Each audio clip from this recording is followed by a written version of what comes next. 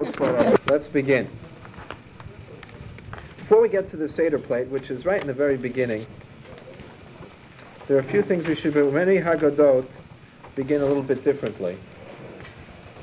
And that is with two laws that we have to know about. That's called Bedikat Chametz, the search for the Chametz. The Halachah is that Orli Arba Asar, the night prior to Erev Pesach, you're obligated when it turns to be not just sundown, but a good 40 minutes after sundown, when it turns nightfall and it's dark outside, we're obligated to search the house for chametz. This is not a perfunctory search. It's not just a mini ritual. It's a halachah, a din d'Rabbanan, a rabbinical requirement that the rabbis instituted to see that your house is chametz free. Of course, except for those places which you've designated that don't belong to you. There are, as you well know, you can designate your local Orthodox rabbi to sell chametz on your behalf, which we do to a non-Jew. Every year we have a problem. He wants to convert in the middle of Pesach, and we were able to hold him back until now. No, just joking with him. But outside of the area where you know you have chametz that doesn't belong to you, you have to search all of the places in your home where you might have had chametz during the year. Now, if you have little children, that's just about any place you can imagine. Just about any place. And that's, again, not a perfunctory search, but that's a real search. Before you search, you make the bracha that's found in the beginning of most Haggadot. It's not in the Maxwell House Haggadah. But it's found in most Haggadot, and that's the bracha, Asher Kitshana Mitzvah Tzivanu Al Bi'ur Chametz. God has commanded us on the destruction of the chametz. If you're leaving home, and you're not going to be home this year on Tuesday night, then you're obligated to search the nighttime of the day before you go. So if you're going down someplace, going to Florida or someplace else for Pesach, people go down there to experience the hardships of the heat, going through the desert and things like that. It's a bigger mitzvah, right? So if you're going down someplace, or you won't be home for the next night, then you're obligated to search the last night that you're home, but without a blessing. If you make a blessing, there's a custom to take 10 pieces of bread, of chametz, wrap them well, right? Put them in little baggies, and distribute them around the house. It's a good idea to write down where you put them. Because if you only find 9, you have a big problem. Because we know that the house has been cleaned so thoroughly, chances are you're not going to find any chametz anyplace. But you're still obligated to check any place. That means during the search for chametz, you look through the rooms, through the bedrooms, through the cabinets, the drawers, any place that might have had chametz, your coat pockets, your suit pockets, and all of the other places where you might have had chametz is included in the search. The search should take place with a candle, and some people use a flashlight. And if you have a problem, especially, I use both, not at the same time. Like, I'll give the kids the flashlight and I'll take the candle. I don't recommend giving the children the candle, right? It has its own problems. What? Especially if it's lit, right? Unless you just want to teach your children how to start smoking, the closets, cabinets. And then you go through the entire house and search. You can divide it up, like you divide up the family, and so you go here, you go there, you go there, and I'm going to go downstairs and read. But then you search the entire house, and after that we make a statement that's also found in the Haggadah, that you should preferably say in English. Unless you understand Aramaic fairly well, right, then you should make the statement in English as well. Nulling and voiding, if there's such a word, nulling, right, making null and void your ownership over any chametz that you don't know about. The next morning, when you get up in the morning, there are times listed on the schedule. I forget what time it was, but what time was it?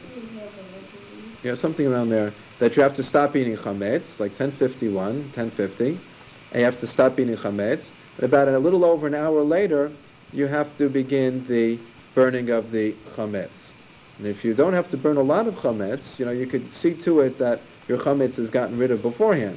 But at least those little pieces of bread that you had from the night before, you burn. You could use your fireplace. Just make sure it's totally burnt.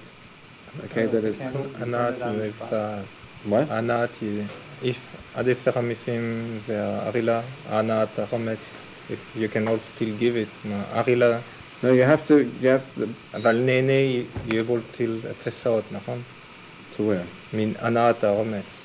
Like if I want to Have to still have to hana, sell it, uh-huh. if I don't find it. Yes, but make sure it's taken care of before that time. Don't wait. Don't wait. And again, during the week, starting next week, I'll be available. Any shul that you go to, the rabbi's available for the messengry of Seder Chametz. And at the time when you burn the chametz the next day, in the Haggadah, there's another statement that's very much like this statement, the first statement, except it mentions even chametz that you know about, that you don't know about. All of the chametz should be considered totally ownerless. There's another halachah that you should, that's the halachah b'dikat chametz, a careful search of the home 2 weeks from tonight. 2 weeks from tonight, around this time, around 8:30, searching the home well for all places that you might have had chametz during the year. If you don't have little kids, or you have places that you know the children don't go to, and you know you never have chametz, let's say you never ever bring chametz downstairs to the basement, so you don't have to search the basement. But if you do, then you would. If you know there are drawers that never, the kids don't get to them, and it's, let's say, your upper closet and things like that, so you know there's no chance of there ever being chametz there, then you're not obligated to search it. In the Haggadah, the next thing you'll see in most Haggadot, again outside of the Maxwell House Haggadah, most thing you'll see in most Haggadot is the bracha on Eruv Tafshilin. Everyone is obligated to make an Eruv Tafshilin. What is an Eruv Tafshilin? The Gemara says that if you have a day of Yom Tov that precedes a Shabbat, right, which, let's assume this year you have Yom Tov on Thursday and Friday, and this year Shabbat falls out on Saturday, right? So you have Yom Tov and then you have Shabbat. Whenever you have a Yom Tov immediately preceding a Shabbat, in order to be allowed to cook on Yom Tov for Shabbat, you can only do that if you make Eruv Tafshilin. What is Eruv Tafshilin? Eruv Tafshilin is a platter that you set aside with 2 cooked items, one cooked and one baked. For example, a piece of gefilte fish which is cooked, or an egg that's cooked, and a piece of matzah which is baked. Don't use bread, right, for Pesach, for Erev Tafshilin. A piece of matzah which is baked, and you put it together on a platter. And you put it away, and before you put it away, you make a bracha on the mitzvah of Eruv, and there's a statement there saying that with this Eruv, you are allowed to cook and to prepare on Yom Tov to Shabbat. Because normally you're not allowed to prepare on Yom Tov for any other day, including for another day of Yom Tov. Which means that if we have this year Yom Tov on Thursday and Friday, one is not allowed to prepare on Thursday for Friday. All preparations for the second Seder, all preparations for the second day of Yom Tov may not take place on the first day of Yom Tov. That means the simplest preparations, like setting the table or washing the dishes for it, to make sure that you have enough dishes for it, none of those preparations can take place on the first day of Yom Tov for the second day of Yom Tov. If you did not make an Eruv, you'd have the same problem preparing from Friday to Shabbat. Now, Yom Tov, if you didn't prepare for, right, so you can still cook, you can do things, but Shabbat you can't. So that's where the Eruv comes in necessary. If b'diavad, if after the fact a person totally forgot to make the Eruv, one can rely, and again it's a b'diavad, means you shouldn't rely, but if you forgot, or say you just came back from saving somebody's life, right? People in the medical field, you just got back from the hospital right before Yom Tov and you forgot, you weren't capable of making an Eruv Tafshilin, so then you could rely on the Eruv that the rabbi makes in the community, right? But you should not rely on it, not because of the nature of the rabbi, in this case it might be true, but you should not rely on it because everyone is obligated, every household is obligated to make their own Eruv Tafshilin. That Eruv Tafshilin will allow you to prepare on the second day Yom Tov, on Friday, for Shabbat. Not on the first day, not on Thursday. You shouldn't cook on Thursday for Shabbat, but only on the second day of Yom Tov you'll be allowed to prepare for Shabbat.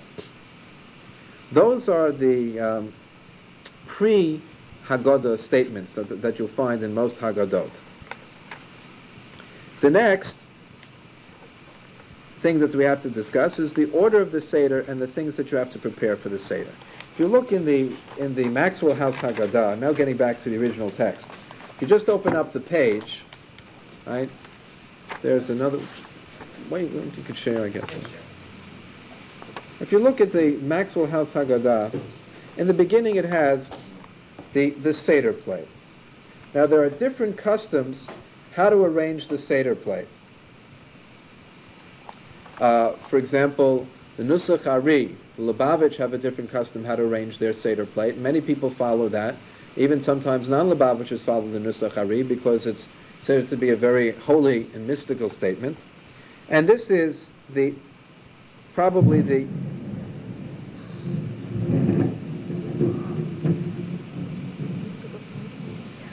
Now, Ari was a very great man. And was that thunder? I hope so.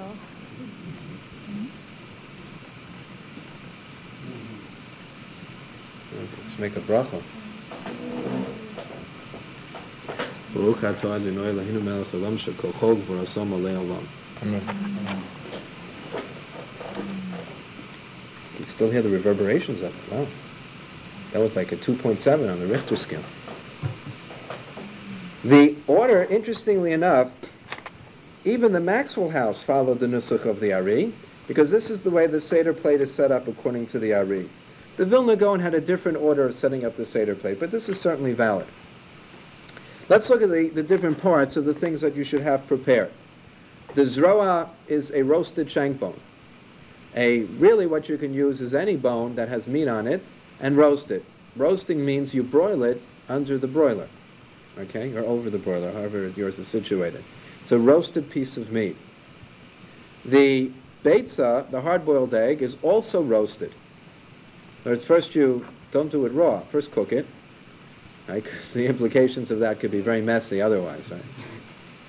First you cook the egg, and then you place the egg again under the broiler, not so long, just to make it a little bit dark, a little bit brown, in the shell. Leave it in the shell, and you place it under the broiler, and then you have your roasted egg. Can you do that? You cannot do that for Thursday night Seder, right? Or you can? What do you mean? You use the same. Right, you could use the same one Right. for one Seder to the other Seder. The charosis on the right side is a combination of many different customs how to make the charosis. Every year Tel Yeshiva sends that same package of charosis that you get in the mail.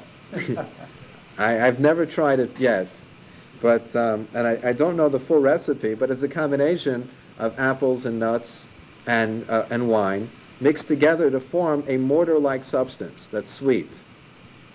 And if you want the recipe, you can feel free to call my wife.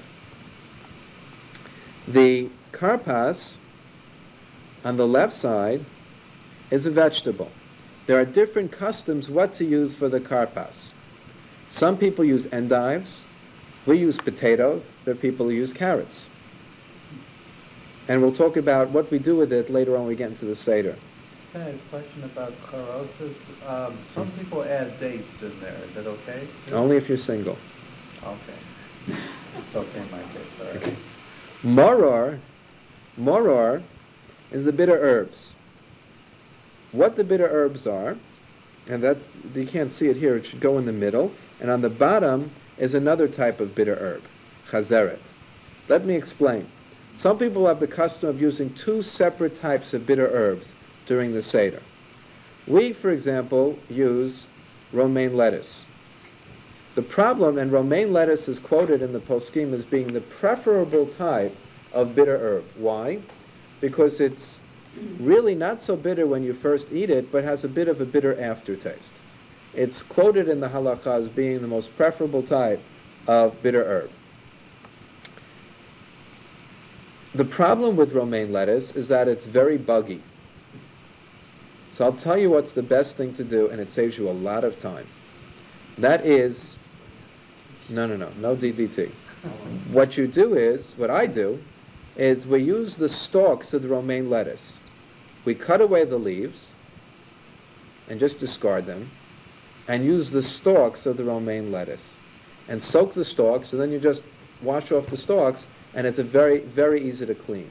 The lettuce is very difficult to clean it leaf by leaf, but the stalks are very easy to clean.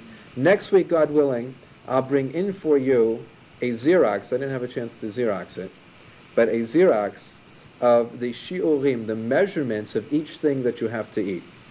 Because if you eat the stalks, there's less of a measured area because it's thicker than the leaves. So just about 6 or 7 average-sized stalks, you can fulfill the mitzvah of eating the bitter herbs. We also use, when we mix with the maror sandwich that we'll talk about again later on in the Haggadah, we also use grated horseradish. Now, grated horseradish, the problem with that is to eat the amount that's necessary to fulfill the mitzvah of achilah, of eating it, is very, very difficult. I know people who can do it, but it's very difficult. If it's a fresh horseradish, it can be very, very tough. So therefore, we combine the both when we put it together with the sandwich. Again, next week I'll give you this Xerox, which actually shows you can kind of lay it on, and you could see what. I like laying the hands on it. Okay, well, the minimum quantity, the Torah requires achilah, eating, right? Like eating matzah, etc. The minimum, we have a tradition that dates back from Moshe that he received from God, that the shear, the measurement for eating anything that has a status where there's a mitzvah to eat it, and inversely where there's a prohibition against eating it, the she'ir, the measurement, is that of a kazayat. Kazayat means the amount that's necessary to displace the mass of an olive. Now, those of you who don't carry olives around and have never really displaced them, that's the whole thing all crushed up as packed and compacted as an olive is. And therefore, these things have been laboratory tested, so to speak, to determine how much a shiur is, how much a measurement is of each thing. And again, next week we'll concentrate on the practical aspects of how much the shiur is, and God willing, I'll have for you a Xerox so you could just kind of lay it on top in terms of the matzah and in terms of the maror, what is the shiur of what you're supposed to be eating. You say you make a sandwich of both the lettuce? Well, we'll get to that. We'll get to that. Oh, okay. I just wanted to define what how the Seder plate would be set up, and what the individual pieces are. No, you have to grate your own. It cannot be grated way beforehand. It should actually be right. You actually would have to grate it that day, right? And you don't mix it with vinegar or anything else, which, all of these things are distilled or mixed or something else. But it doesn't have to be grated. Yes, it has to be grated. It should be grated horseradish. It can't just be slices. Right. Slices of horseradish don't have the same extreme taste as when it's grated. When it's grated, it's a lot worse. And that's the requirement of the if you use horseradish, it should be grated. That's the Seder plate. Any questions on the Seder plate? Now we include on the Seder plate 3 matzot. 3 matzot will not get everyone by when we'll talk about the shiur. When we talk about the measurement of eating matzah, we'll see that one is obligated, a kazayat of matzah is about a half of a round matzah. Let's talk a little bit about the matzah. The specific requirement of eating matzah, the mitzvah of matzah, is with matzos that ushmartem es matzot. God said that you should watch the matzot. That means, according to the Babylonian Talmud, that from the time the wheat is cut and made into grain, the matzah and the wheat that would go into making the matzah had to be watched for the purpose of the mitzvah of matzah. The purpose of the mitzvah of matzah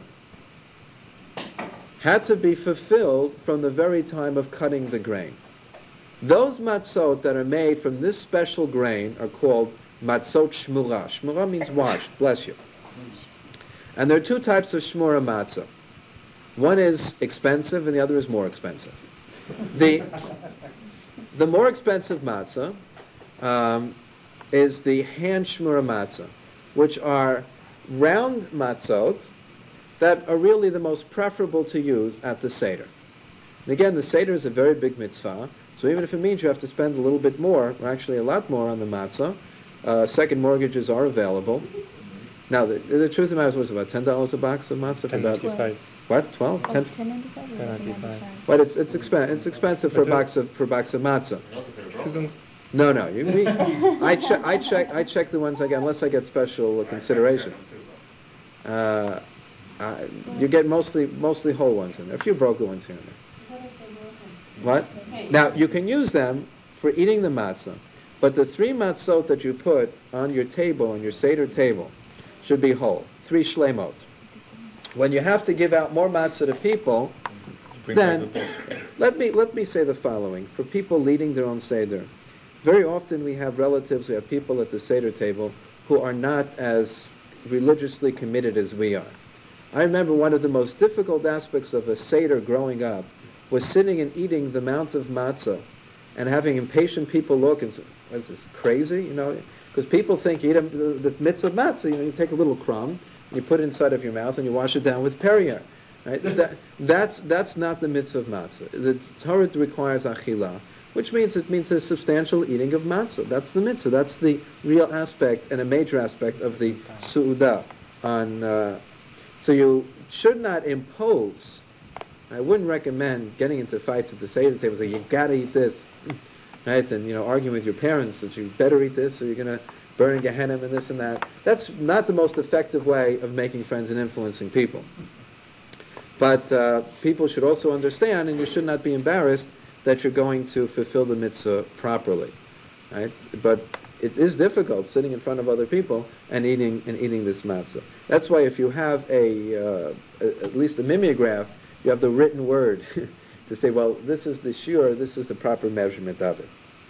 If you find it rather impossible to eat all that matzah. Well, the major push of eating the matzah, literally, the major push should be the first time that the matzah is eaten at the Seder, and the first Seder. That's the real mitzvah of eating the matzah, and that should be the major push. After that, if you really find it impossible, okay. But for example, we eat the matzah 3 times. The first time when we make the first bracha on the mitzvah of matzah, that's when we should really make it our business to eat the shiur, the measurement. The second time we make the sandwich with the matzah and maror together. And the third time when we eat the afikomen. But the first time that you eat the matzah, that's the most significant time. That's where you make the bracha on the mitzvah of the matzah. And that's when you should eat the matzah. You should make sure that really you force yourself to eat the matzah. What is the amount that you eat? Approximately. It's approximately about, well, I'll tell next week I'll bring you everything measured out so you can just even put it down against it and see it. How much is it approximately? Like 28 grams. What? How many pieces do you think I'm just curious. In a machine matzah, now I mentioned there are 2 types of shmura matzah. One is the hand round one, and the other is the square machine shmura matzah, where rather than being baked by hand, they're processed by machine, but they use again the special flour. So it's a shmura matzah, but it's done by machine. And the discussion in the poskim, amongst the rabbis of the last century, obviously in medieval times they didn't have a great deal of discussion about machine shmura matzahs, right? For obvious reasons. They didn't have the machines then. But past that time, recently there's been discussion within the last century that can a person who's working the machine be sufficient to inject the intention of the mitzvah into the process. You understand what I'm saying? You have to have the whole process done with the intention of the mitzvah. That's given over to a mechanical thing. Does that take away from the kavanah or the lishma of the mitzvah? I heard that it was preferable to the message. It was truly 18 minutes, and so it would be cooked. In case of a handed matzah, you don't know if it was finished to be cooked or anything. So you may become hametz in contact with water, or in contact with juice, you may become hametz. So that's why. Yeah, there are those who say like that. The general feeling is that one should prefer using the hand shmur matzah, at least for the Seder, because that's really where the mitzvah of eating matzah is at the Seder. There are those who hold that there's a mitzvah of eating matzah every day on Pesach, although that's not the indication from the Shulchan Aruch, where there's a mitzvah only during the night of the Seder. If it's like Sukkot, if you don't want to eat, you don't have to eat in the sukkah outside of the first day, right? Yeah, if you don't want to eat, so there's no mitzvah. But however, there is an opinion, there's like a kiyum, you fulfill a mitzvah to eat in the sukkah every day of Sukkot. There's also an opinion that you fulfill the mitzvah of eating matzah. There are those people who make the bracha on matzah all through the week of Pesach, ala chilat matzah, not just hamotzi lechem in haaretz. But our custom is not like that. The only time that we make the bracha ala chilat matzah, on the eating of matzah, is that during that first time that we eat it during the Seder, both Sedorim. Let's talk, so we know what type of matzah we have. To fulfill the mitzvah of matzah, you should have matzah shmura. And there are those who say that you can fulfill the mitzvah, even if it's not the round hand shmura matzah, one could use the machine shmura matzah. Now again, if a person's going to have a difficulty, if it's a choice, sometimes the hand matzah is harder to digest because it's a little bit harder, right? The cardboard content is heavier. If it's a choice between eating the hand matzah and not eating the proper amount versus taking the machine matzah, and you'll be able to eat that proper amount, there's no question about it to have the machine shmura matzah. Okay? If that becomes an option. One more thing about prior to the Seder, the wine that we use during the Seder. The wine that we use during the Seder should be, of course, a kosher wine. It should be a red wine. Preferably a darker red, but it doesn't have to be dark. It could be a light red wine also. I strongly don't recommend any of the heavy Malagas or Concord because they're heavy and they have more of an inebriating effect. And outside of Purim, we stay away from inebriation. I remember one year when we were first married, I had a Seder at my in-laws' house. I remember wanting to be helpful after the Seder, and I took the kosher Eliyahu's cup that was filled with wine, and there was a beautiful flask that was used, that was placed in the middle of the Seder table. And I very carefully poured this cup of wine right where that flask had been. Right? Somebody had taken away the flask in the meantime, and I was pouring it all over the table. So you have to be careful in order to have a full head, not to have a heavy wine. But it should be a wine. The Gemara, Rabbi Moshe quotes a Gemara that indicates that one should have wine during the Seder. If you're allergic to wine, or if you really can't, then you should at least try to mix some wine into the grape juice. But one should try to have wine during the Seder. We don't say that generally by Kiddush. But when it comes to the 4 cups of wine, then one should really opt to having wine during the Seder. Of course, for your children and what? Pregnant women. Pregnancy. If a woman's pregnant, I don't know, if the doctor says they can't have wine, they shouldn't have wine. I don't know, pregnant women can't have wine? I don't know. I asked Cups at one time. Doctor? That's a lot. This is being taped. You think of all your insurance. Yeah. Not to give recommended, but a glass or two is not. Yeah, it should. Yeah, now let me just say about the 4 cups, since we're talking about the wine.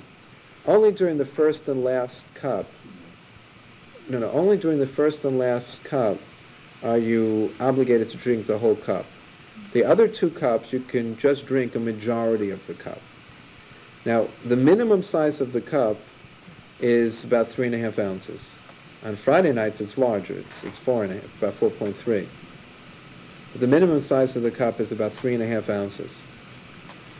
3.34, I think, something like that. And that's not really a lot. Now, normally we say that you only have to drink a certain measured amount, like for Kiddush on Shabbos. When it comes to Pesach, you should drink the majority of the cup. So if you decide to use a 23-ounce goblet, right? So then you're in trouble. Then you end up drinking a whole lot. If you get by with a smaller Kiddush cup that just holds 3.5, 4 ounces, then you end up drinking only, for second and third cup, only 2.5 ounces, right? Which really is not a significant amount of alcohol. You mentioned that you shouldn't drink a heavy Malaga wine. I've never seen anything but that. Rosés, there are rosés. Now there are so many. There are dry wines, rosé wines. There's a sacramental wine that's not quite as heavy as like the Concord, the Spike Carmel. Oh, there are 100. You go into any, you go into the Spritzers of Bornstein's, the place is lined. See, What? Yeah, it really. My mother who buys the wine, she siphons it from the tank cars. you know, we get these half-gallon jugs. Mhm. You know, it's supposed to be good for us. Good for your kidneys, right? I mean, Okay. it covers the whole holiday. Okay. Is there a reason why it should be red? Yes. The red represents two things. And what we'll discuss tomorrow night, Wednesday's our time talking about the philosophy of it, right? But the red represents two things. It represents both a sign of luxury and freedom, and because red, purple is signs of wealth and luxury. The word Seder means order. And tomorrow night we'll talk about why the order is so important in the Seder. But if you turn to the different, let's just run through the different parts of the Seder to gain a fuller understanding of it. Kadesh, Urchatz, we begin the Seder by saying this line. We begin the Seder with a table of contents. Well, let me just go through it bit by bit, and we'll talk. Kadesh, Urchatz, Karpas, Yachatz. Let's start with those. Kadesh is making Kiddush. That's the first of the 4 cups. The Halachah is, there's a Halachah, that when you participate in the Seder, so the Seder should be had sitting down. The Seder should be celebrated sitting down, and certainly all of the cups that are drunk should be had sitting down.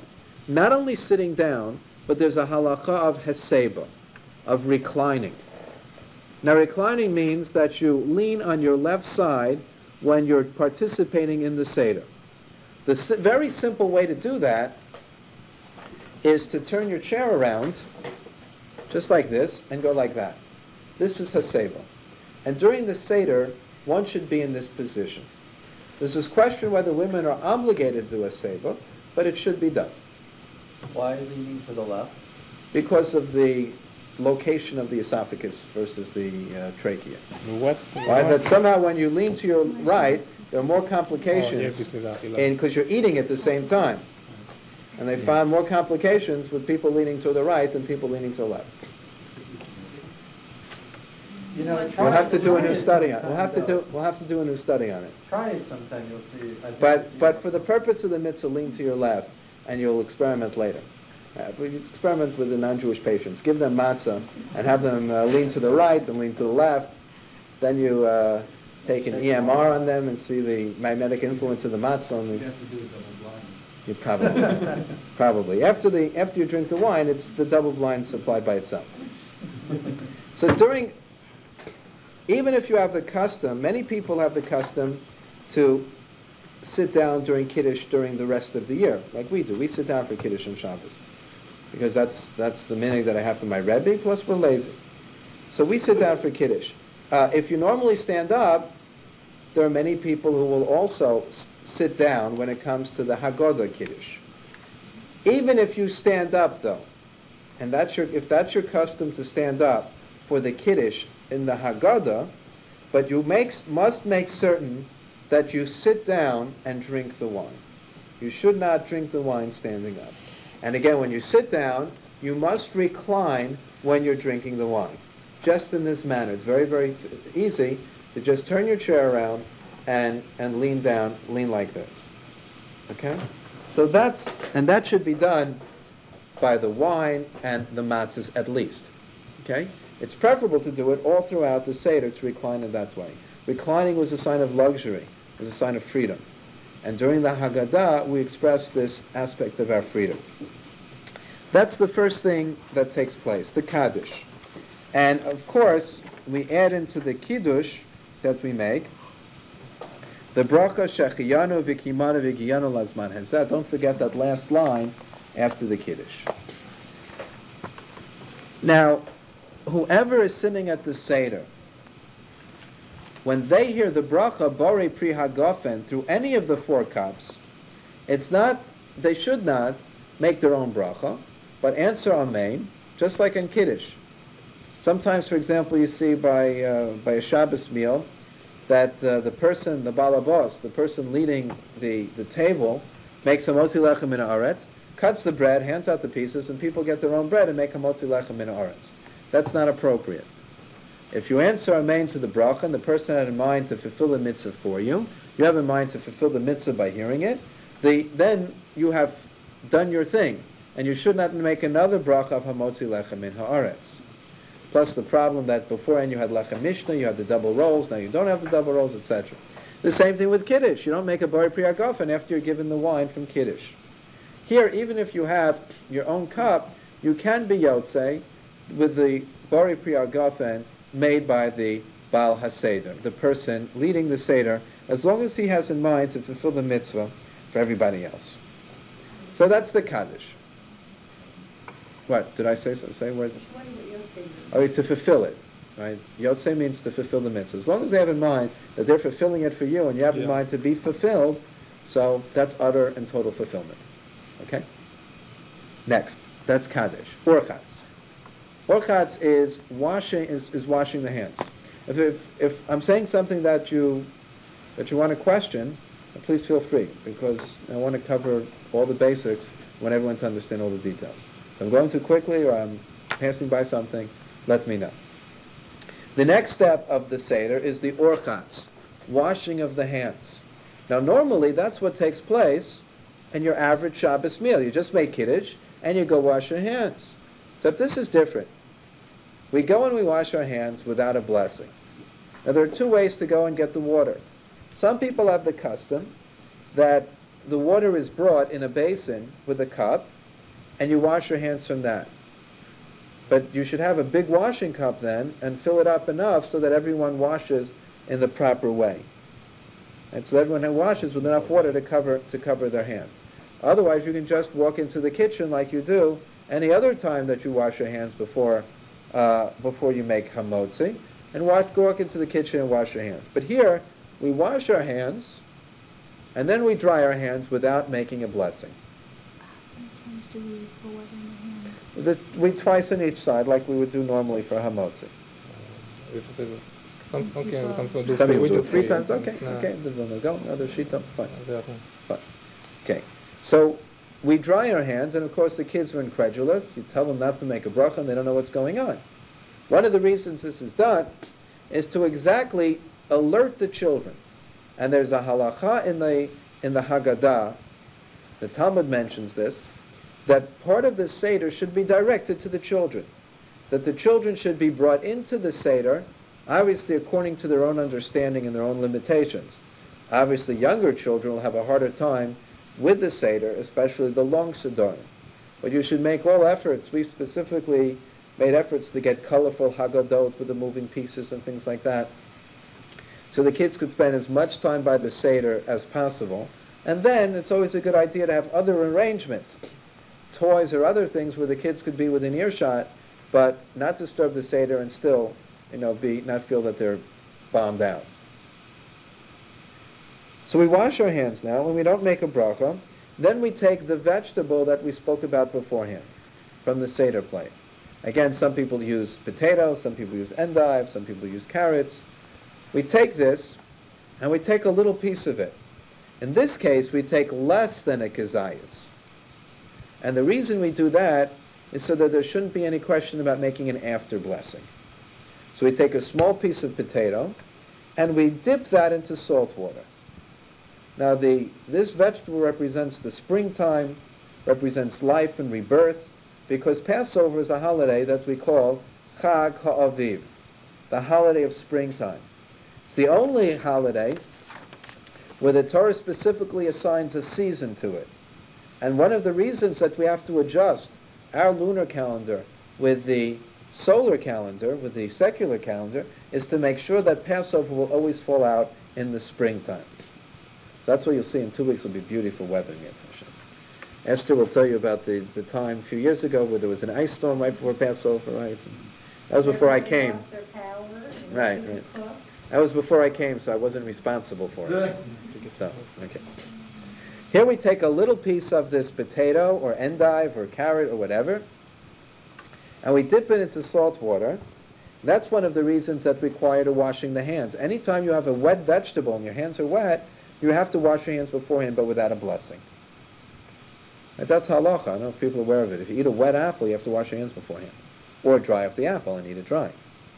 Any fruit or vegetable that's eaten wet requires washing of the hands without a blessing.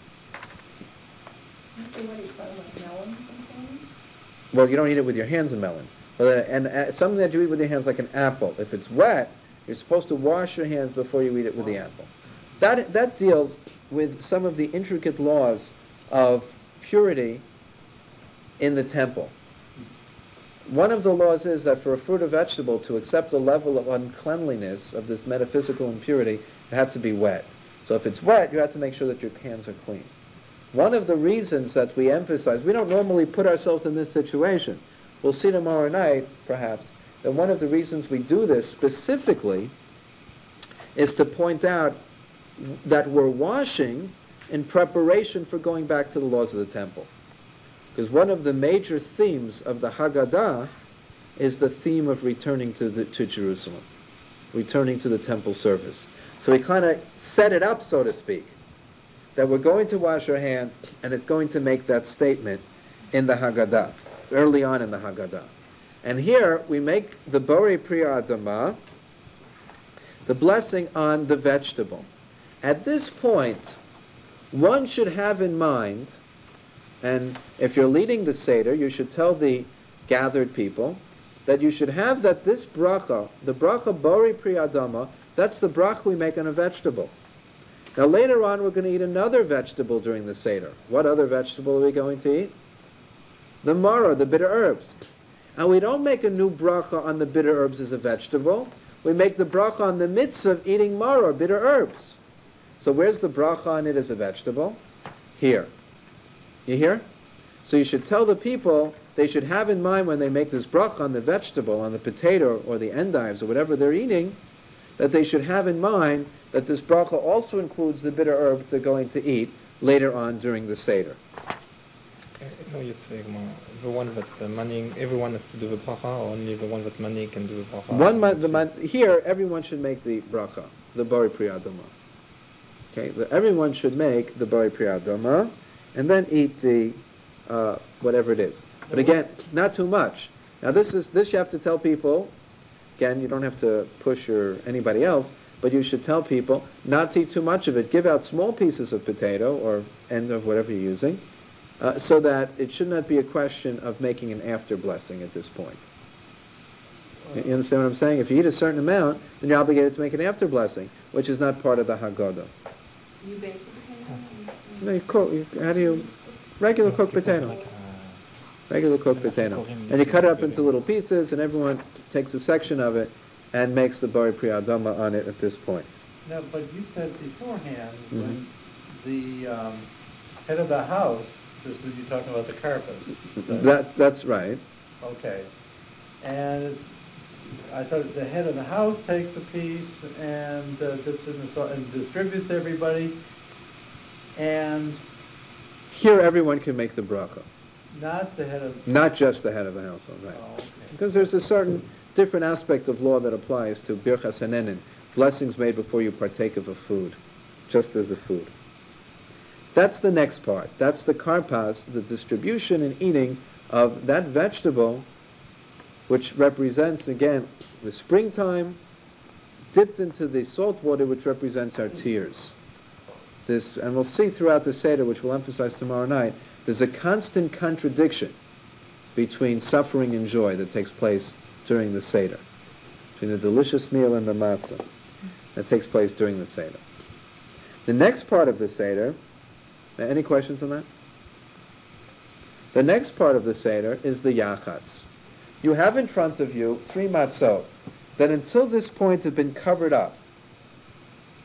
And again, there's this type of go-between. When you're lifting up the wine, then the matzah is covered up. When you're speaking about the Exodus, then the matzahs are uncovered. At this point, we take the matzahs out. And we take the top matzah and the middle matzah, and we break the middle matzah. Right? We leave the top matzah, we leave the bottom matzah, we just take the middle matzah, and we break it into 2 sections. So you take the middle matzah out, and you break the middle matzah into 2 sections. Of course, when you begin to apply pressure, unless it's pre-cut, the whole thing turns into... No, not really. But you can break it into 2 sections, and you have a smaller section and a larger section. The larger section is saved for the afikomen. Usually at that point it's spirited away by the kids or by the parents, and it's hidden. And that becomes also a fun event of the Seder, the hiding of the matzah. And usually it's held up for ransom for some exorbitant fund, right, to be paid back later. Or if it's late and you're in a bad mood, it's bring it over here or I'm going to hurt you. Right. It's hidden at the beginning of it right here? Right. I thought it was always hidden when the father went to wash before the meal. Well, that's strategically better because then he doesn't expect it. Right. But it doesn't have to be hidden at all, right? But what it is, it should be covered up.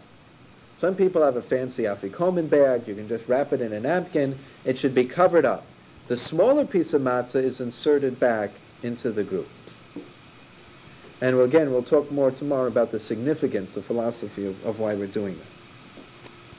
And then we begin the major part of the Haggadah, the Magid, where we tell the story of the Exodus of Egypt, and begin with a Halachah Ma'anya.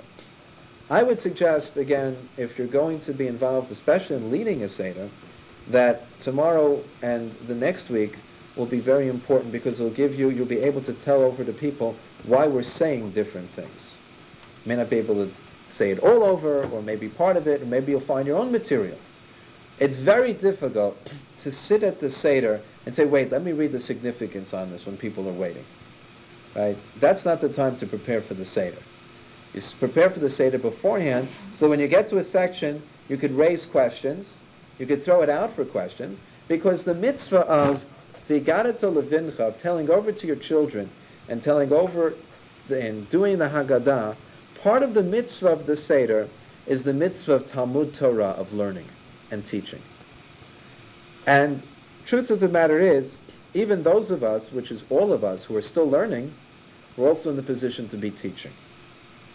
So you have to kind of know your audience, so to speak, know to whom you're speaking, and pick and choose a few choice items that interest you and you think will interest the group in expressing the reason behind it. Not everyone expects to sit there as long as people sit at my Seder. Last year we finished, I think the second Seder finished a little after 3:15. So, again, that's not a good way to... None of the people ever come back again for the next year. Even my kids are reading out this year. So, but the Haggadah is a mitzvah of Talmud Torah, of learning and teaching. And we'll see in the Haggadah how this is expressed. The mitzvah is really to get your children interested. Again, one has to think of things that are age appropriate to them. In the time of the Talmud, it mentions about giving them little nuts to play with and other little games that would keep their interest. And try to tell over the basic story in a way that the children and the assembled guests can hear. So we'll save the Halachah Ma'anya for tomorrow evening. We'll talk about what it really means. Because it's a very problematic paragraph. There are 4 or 5 major questions about what this paragraph means. And the significance of that paragraph really opens up the entire Seder. The next, after the Halachah Ma'anya, which is an introduction to this part of the Seder. How do you say, excuse me? Yeah. After the Magid. The Magid is the beginning of telling the tale. And the word Haggadah means to tell something over, to express something. And that's really what it should be. It should be a process of expressing and learning. And as we say in the Haggadah, the more you talk about it, the more praiseworthy it is. So there are 2 aspects. There's a learning aspect, there's a very academic aspect to it, and there's also an experiential aspect, which means you're supposed to experience.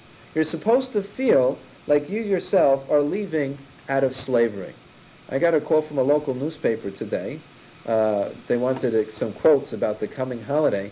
The woman who was interviewing me asked, how do you justify this is a holiday of freedom if women have to work now so hard in the kitchen?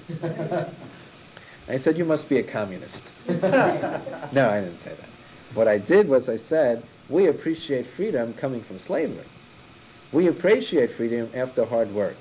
And the Seder represents not only feeling freedom, but feeling the difficulties and feeling those things which led to freedom. or which give us the opportunity to appreciate the feeling of freedom. Okay, after the Halachah Ma'anya, where we invite people to come and partake, we cover over the matzah, and we pour the second cup. We pour the next cup. What is I don't understand the difference between the Halachah Ma'anya. Yeah. The Halachah Ma'anya is a declaration of the beginning of the Magid, the beginning of the tale, followed by the 4 questions. The beginning of the Magid. Of the Magid, of the telling of the tale. It's a declaration that will begin the Magid, and why and how that's so, we'll talk about tomorrow night. The first cup was a Kiddush one? Yes, first cup So was Kiddush. Everyone has to pour his own cup? You don't do Now it there's for a Kiddush? custom that everyone pours somebody else's cup, not to pour your own cup at the Seder. The reason for that custom is like you act like a free person, somebody else is pouring your cup. If you can hire servants for the meal, right? I guess if you're in a hotel and you get the waiters to pour the wine, although that's problematic if they're not Jewish. What? Yeah, that's problematic because of the problems of Yayin Nessa. If you're having somebody who's not Jewish at your Seder, is that a problem with the wine? Well, there's several problems about having somebody not Jewish at your Seder. One is that you're not allowed to prepare food on Yom Tov for a non-Jew, because the Torah says that you're allowed to prepare food on Yom Tov, those things which are done specifically for you, right? For you and the people who have Yom Tov, you're allowed to do for, but you're not allowed to prepare food on Yom Tov for a non-Jew. So therefore, you have. But if the food would be prepared from beforehand, let's say like on Thursday night, on Wednesday night, when it's right before when you can have all the food prepared from before Yom Tov already, so it's less of a problem. So if you're not going to do any cooking whatsoever, then it's less of a problem. You understand what I'm saying? Yeah, and So- what about the woman? Now, in terms of the wine, so there are 2 issues. If it's yayin mevushal, many wines, for example, all of the Carmel wine is heated to the point that there's no problem having non-Jewish involvement in the wine. There's a halachah that once the wine has been cooked to a certain temperature, that the non-Jewish involvement in the wine does not interfere with the wine itself. Or the other possibility is to pour for him or her, and not have them pour for you. So they can pour for themselves? No, they shouldn't handle the bottle. If it's not cooked wine, they should not be pouring the Well, bottle. you don't want to offend your sister-in-law. Yeah. Don't touch it, no. Well, then the easiest practice would be that you make sure and say the Seder, I'm supposed to pour the wine. That's the easiest thing. Or if it's Carmel, there's really not a problem. But as far as having a Gentile over, then if you have for the first night, then it's not. It's problematic, but it's less problematic than the other nights. So it's easier to do on the first. Right. Especially if you have all your cooking done from beforehand, it's less problematic. But wouldn't all your cooking should be done beforehand for Right. both Seders? It should be done before the first Seder. Well, that's correct. That's correct. But people will Except heat for things up again. heating. Right. That's correct. Okay. Then we have the 4 questions. Again, we pour the second cup over here. And you should make, if you don't have it spelled out in your Haggadah, there are many Haggadot that really spell things out for you. Give you step-by-step instructions. YU has a Haggadah called Yeshiva University Haggadah, which I think is pretty clear in its instructions. Art Scroll. The Art Scroll Haggadah is probably, I haven't seen this one, just I've looked at some of the commentaries because it's... You recommended it to me. What? Yeah, well, it comes out of my past. I heard all of this from Rabbi Soloveitchik. I don't think he gets enough credit for it, but it's... I would say that probably the Art Scroll Haggadah is probably the most informative in terms of step by step. And I would recommend this is what it looks like. Haggadah Shel Pesach. That's some very nice commentary in the bottom to help you prepare. That's like the family one. Yeah, that's like Yeah, there's a family Haggadah. Here, let me show. There are two art scrolls. There are two art scroll Haggadot. One is this one, and the other is this one. This is less cumbersome, does not come complete with the commentary on the bottom, but is probably easier to follow during the Seder. And all the instructions are very, very clear. So I would recommend this as one of the best Haggadot to use. While this one, the bigger one, has a lot more commentary, but because of that, doesn't always follow as easily. So you might want to get something like this prior to the Seder, for your preparations prior to the Seder. You should make time to prepare, and a few of the family art scroll Haggadot, because again they're the clearest. The writing is very large, and it's very appropriate to have other people participate in the Seder by reading passages. If there are people who can only read English, to ask them to read parts of it in English, that you would choose before and that might be significant, that you might want to discuss, because all of that fulfills the mitzvah of the Seder. Is it legitimate to have a Gentile take part in it also? No, it's not their holiday. So they wouldn't read a passage, they would just observe. Yeah. Islam would be present. This is a very difficult issue to deal with. If you, obviously, it's not appropriate to invite a non-Jew. However, what happens? You get stuck in a family situation, like Joanne mentioned a moment ago.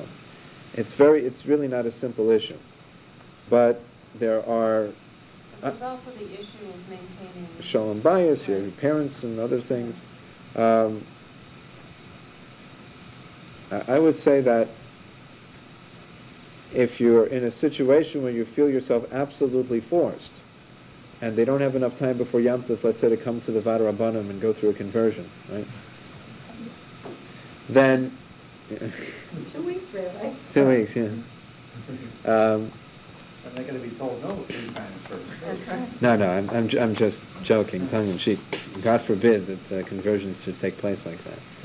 Although there's a guy in Florida who has a thing, convert in 1 day.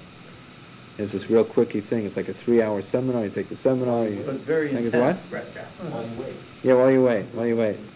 And the last phase, they kind of just move the chair in. It just falls into the mikveh and it goes up. It would be funny if it weren't so tragic. Anyways, back at the ranch. Under those circumstances, so there are things that are put in.